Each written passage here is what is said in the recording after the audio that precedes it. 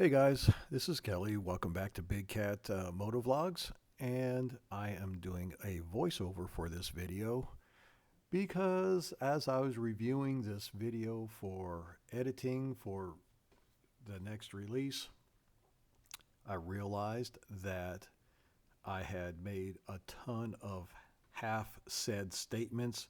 They were all complete statements in my head, but they didn't make it out of my mouth as complete statements.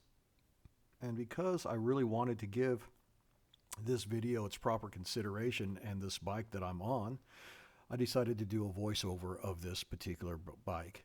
This is back at the Kawasaki demo days. My previous video, the Vaquero, was at the same event. This was actually the bike that I had signed up for, and it is the KLR 650S. I originally wanted the normal 650. The guy in front of me on the screen there to the left has that particular bike. I have the S model, which I guess is a short model. It's not short by much. It's 1 inch shorter, but it's got a seat height of 32.1 inches, which for me, having a 33-inch inseam, was just fine. I am not sure what the big KLR seat height is, probably 33, maybe a little bit more. And you see that guy's legs in front of me. His legs are almost fully extended. And in fact, looking at the video now, I see his heel is slightly off the ground, whereas my legs had a slight bend in them. So he might have been just a little bit shorter. We probably should have switched bikes. But, you take what you're assigned, right? We had just done a thumbs up in this part of the video. The guy was making sure we were all aware, and he was calling us out by bike model. So there goes the KLR 650. There's a Ninja in front of me, and then I'm called out. That guy to the right with the jacket is the tail gunner. He follows us, and this person is following me. She's on a Versus 1000. Now, unfortunately, I did not get to ride all the bikes that I really wanted to. When I got there in the morning, it was a 2-hour wait even to get on this bike. And after we got back, it was getting late enough in the afternoon to where I felt like I needed to head back home because I had an hour and a half ride back to where I live. Now, the first thing I noticed about this bike, other than its generous seat height, was that the brakes were really touchy. Might be because it's new. Might be because I'm just not used to the feel of the brakes. This is the first time, I have to add, that I was on an adventure bike. The seating position is quite comfortable. It's got a narrow seat. The seat itself was a bit stiff. Again, might be because it's just new. And you're in an upright position, and your knees are bent, but not awkwardly so, and your feet are more directly underneath your butt. Not like in a sport bike position, but kind of like you're in a chair and you can kind of put your feet underneath your seat of your chair. It's kind of like that kind of a seating position, so it's not uncomfortable by any means. But it's definitely a taller sitting bike than the tallest bike I've ever been on, for sure. It's got standard Kawasaki grips, nice little round mirrors, and they do a good job of showing everything behind you. It's got this particular day, it's got foot pegs, right? And it's got rubber inserts in those foot pegs, and the rubber inserts are able to be pulled out, and so you just have the solid grippy style foot pegs for if you're off-roading. And speaking of off-roading, that's what this bike is about. It's kind of a dual sport, I guess, or it's an ADV bike, a beginner ADV bike. And I would get this bike for, commuting. I would get this bike for if I want to go off onto the dirt paths. And that's really what this bike is about. It's a street and a dirt track bike. There's a lot here in Kansas. There's a lot of dirt roads, backcountry roads that will take you to different places and places of interest. And this bike would just be great for something like that. It's not an expensive bike. The 2023 model for the ABS. model has a MSRP of $7,199. Totally reasonable for a motorcycle. If you're not a fan of ABS, then you can go purchase this bike, MSRP that is, for $6,899. So budget friendly and rider friendly. Now, by the time we've gotten to this point here, I've already gotten to feel a little bit of the acceleration, and it's a very humble acceleration. It's not, how do I want to put it? It's not going to scare you. I just don't see how a bike like this is going to scare anybody, except for if you're shorter and you have a problem with the height of the bike. That could be a problem. But as far as accelerating goes, it's a very gentle, mild-mannered bike. It does have enough power to get you around in the city. You'll see later on it does quite fine on the highway. I don't know that I would take it on a long trip on the highway, but if I'm going to work, my particular case, 30 miles of highway riding, this bike is fine for that. Totally fine for that. While we're sitting here at the red light, I'll push out a couple of more specs. I believe I said it was a 5-speed, chain drive, of course. And it has a 7.3-inch ground clearance, which is very nice for going off-road. And it has a wonderful fuel capacity, 6.1 gallons. That's how you do it. That's how you do it. The fact that the Vulcan S only has a 3.7 gallon tank is awful. I wish it had at least a 4.5, but still, this having a 6-gallon tank is great. Now, this particular part of the ride is not tight turns, but it is a nice curvy, nice sweeping turn. And this bike felt great. You see there that speed limit sign is 35, and we were doing 51 as a group through there.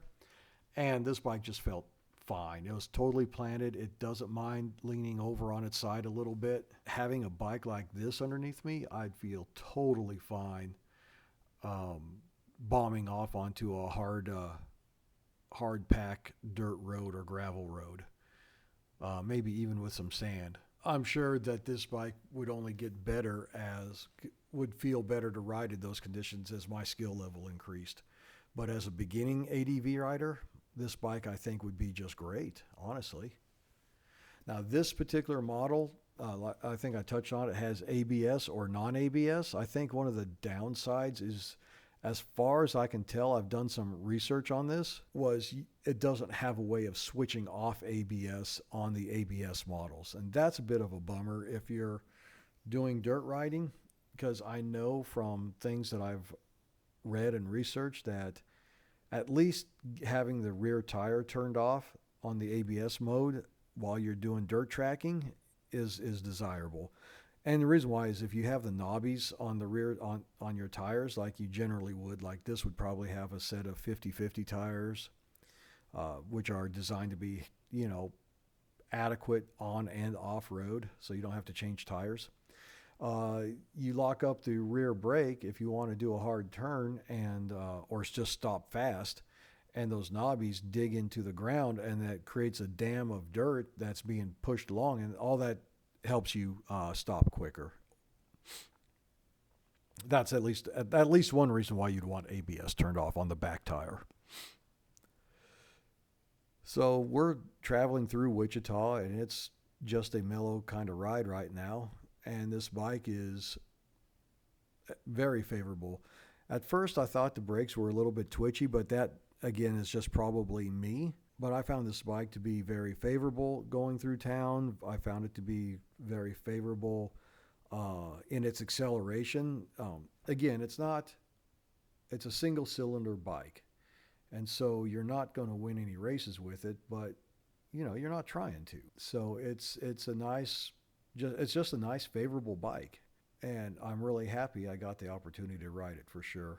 That windscreen that's in front of me, I think that it is adjustable. I think but it's not like electronically adjustable. I think there's a couple of screws and brackets you got to loosen up, and then you can raise it up and down.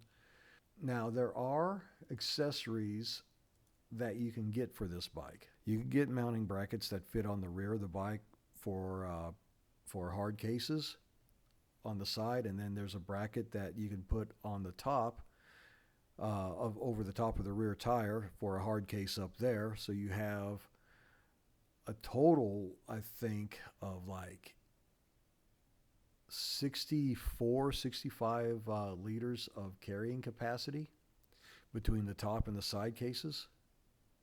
No, 80 something, because each side case is 21 liter. So yeah, you got 21 liters on each side and 43 liters on the top case. Then also you have a relay kit for, your LED lights or other things that would require that LED kit, like the following: USB socket kit and the DC power outlet kit. Both of those would fit up front. And on this particular view, you see the sockets for those things. On the left of the dash would be the USB socket kit, and on the right, that little circular thing, that would be the DC power outlet. And those are handy little gadgets to have. You can also get an LED auxiliary light set, and those would fit up front.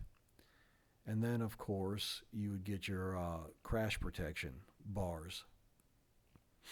And there's also a heated grip option that you can put onto this bike. And the switch for the auxiliary lights would fit on the left side of the bar. So all in all, the only thing missing on this bike that I wish it had is a sixth gear for sustained highway driving and cruise control. I don't understand any bike in this day and age that doesn't have cruise control, especially if it's highway capable. Now here we are, we're getting onto the highway. And you see the acceleration is fine. It's adequate. I mean, granted, we are going downhill a little bit, but I'm in fifth gear, switching lanes, and there I am at 75. Now that windscreen was doing its job. I would have preferred it in the highest position, but it wasn't buffeting my head. What it was doing was directing the wind above my helmet, and instead of buffeting my helmet, it was actually creating like a downward pressure on my helmet. And the other thing I wanted to say about this bike, on highway speeds, it is vibrating. I didn't necessarily feel it through the handlebars, but I did feel it coming up through my feet. And here we come to the end of the video, and here we come to a noob mistake. And there you have it. That's what happens when you're not paying attention to your battery and your battery dies right in the middle of riding your motorcycle. Like I said, the review wasn't that great to begin with. That's why I did the voiceover in the first place. But I do want to just close out with this idea that the KLR is a darn good bike. It's worthy of consideration if you're a new biker, if you're trying to get into adventure riding, if you want something that's just budget friendly that you can bomb around on. It is the do everything motorcycle that I can think of right off the top of my head. Goes on the street, goes on the highway, goes off the road. You really couldn't ask for much more out of a bike. It has accessories that you can get with it, get for it, so that makes it a little more friendly to be around. But it's not a high-tech bike. That's not something it is. If you want a high-tech bike, there's Harley, there's BMW, there's several other brands out there that will give you that techie, that'll scratch that techie itch for you. This ain't that bike. This bike is simple, and it has a reputation of being absolutely bulletproof. That would work for me because I'm hard on things. I'm told by several people around me. I'm just hard on things. So having a bike that's bulletproof would be a huge benefit. The biggest difference of all between this generation of KLR and previous generations is the fact that they finally got around to putting fuel injection on it. Some people, find that to be really agreeable. I would be one of them. But, if you want even a simpler bike, go back a couple of years and get yourself a carbureted model. But it'll be just as unkillable as this. Well, I think that's where I'm going to wrap this up. If you stuck around for this video this long, man, kudos to you. just know that I appreciate it. And I think the KLR is definitely worthy of your consideration. And that's all I've got. Have a great day.